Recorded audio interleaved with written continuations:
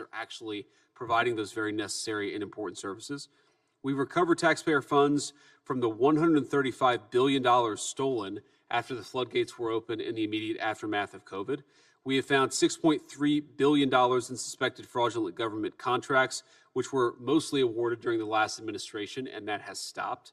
And finally, we blocked $60 million in student aid fraud that should have gone to young people trying to get an education, but instead we're going to fraudsters. And I think the theme here of the Anti-Fraud Task Force up to this point has really been that we're protecting two classes of victims here. We're protecting the American taxpayers who shouldn't have their money stolen by fraudsters. And of course, we're protecting the people who need these services. Fraud is not a victimless crime. This is not somebody gets to make some money for violating the law, and otherwise it's not a big deal. This is people who rely on critical services, students who rely on student loan services, sick people who rely on hospice care, a number of small businesses who rely on the availability of these loans so that they can grow their business and hire people. All of these people, all of our fellow Americans have been taken advantage by fraudsters, and the task force is here to stop it. So without further ado, let me kick it over to Andrew Ferguson, who's going to talk a little bit about how we're going to work with these state attorneys general. And it's attorneys general, right? Not attorney generals. It's very counterintuitive. We got to change this. Maybe the group here together, we got enough of a critical mass of attorneys generals to change it. But Andrew, attorneys general, I'm never going to be able to get that right, and the media, of course, is going to make fun of me for it. Andrew, over to you. Thank you. Thank you, Mr. Vice President, and welcome to all the state attorneys general. I'm very grateful you traveled all this way to discuss one of the most pressing problems this nation confronts. When I was Solicitor General of Virginia, I served alongside many of you and fought against the Biden administration to protect our border, our religious liberty, and our right to keep and bear arms. And today we're here to talk about another problem that we need to partner with you to fight that the Obama administration and Biden administration made much worse, which is widespread fraud against our benefits programs. Our benefits programs and our whole society was designed for a high-trust people. The American people rightly expect that their fellow citizens will deal with them and with the government honestly and fairly. That's why for up until the last decade or so, shelves in our grocery stores and our pharmacies were open and readily accessible. We weren't accustomed to seeing security guards outside of banks or jewelry stores. We didn't have to worry about organized retail theft or industrial scale scammers of the type you all protect your citizens from every day, nor did we have to worry about piratical fraudsters raiding our benefits program.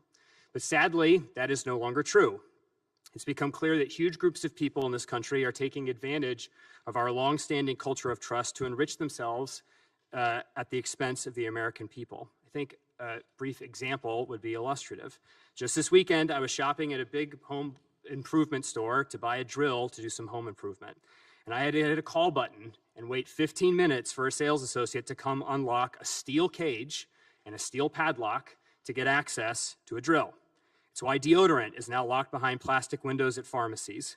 It's why security guards are seen at every store in America.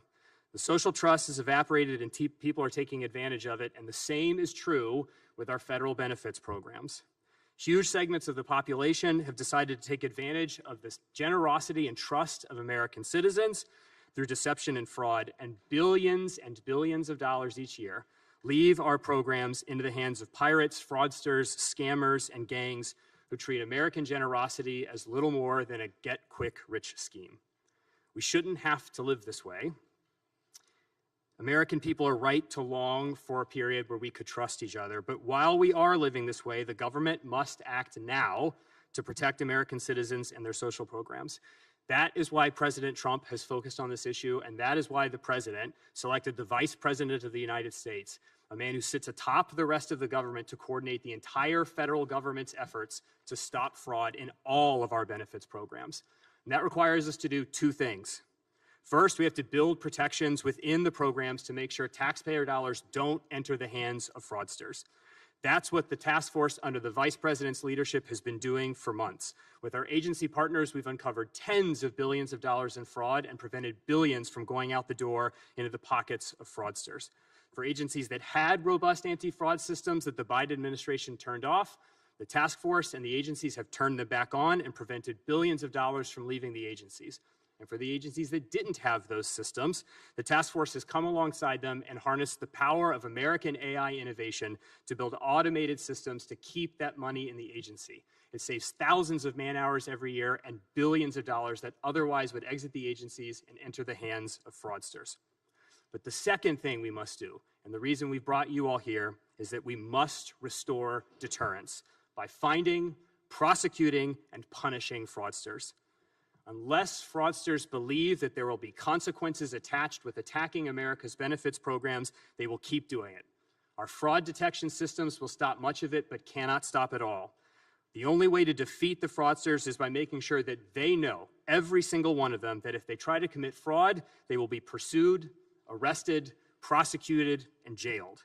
And that is why the Department of Justice has created the brand new National Fraud Enforcement Division to coordinate the federal government's anti-fraud law enforcement efforts along with the task force and the Homeland Security Council. And this is where you come in. The federal government wants to partner with all of you to combat this fraud. All of you controlled your state Medicaid fraud control units. All of your Medicaid fraud control unit lawyers are on the front line of the war against fraud. It is extremely important that they be effective, ready to fight as much fraud as they can, and that's why HHS will be conducting a thorough review of all of your Medicaid fraud control units to ensure that the nearly $500 million that the American taxpayers give you every year to fight fraud will be used to fight as much fraud as possible.